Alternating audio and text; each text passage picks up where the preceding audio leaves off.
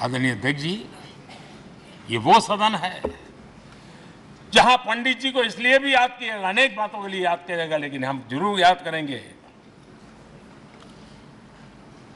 इसी सदन में पंडित नेहरू का at the stroke of midnight की गूंज हम सबको प्रेरित करती रहेगी। और इसी सदन में अटल जी ने कहा था, वो शब्द आज भी गूंज रहे हैं इस सदन में, सरकारें आएगी जाएगी, पार्टियां बनेगी बिगड़ेगी, लेकिन ये देश रहना चाहिए।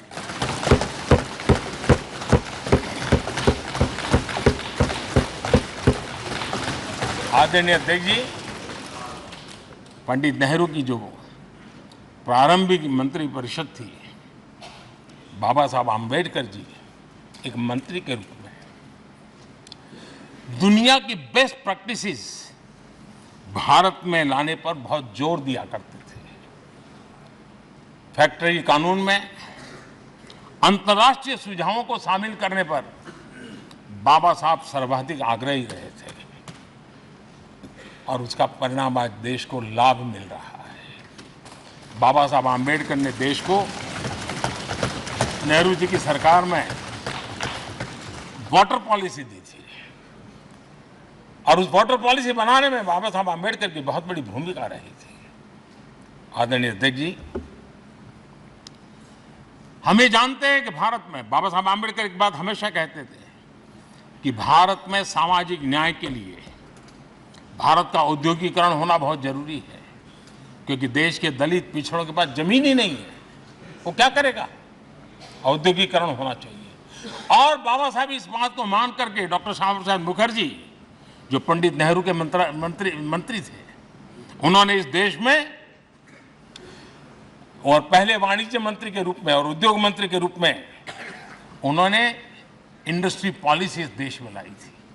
आज भी कितनी ही इंडस्ट्री पॉलिसी बने, लेकिन उसकी आत्मा वही होती है जो पहली सरकार के थी, और उनका भी बहुत बड़ा अहम योगदान रहा था।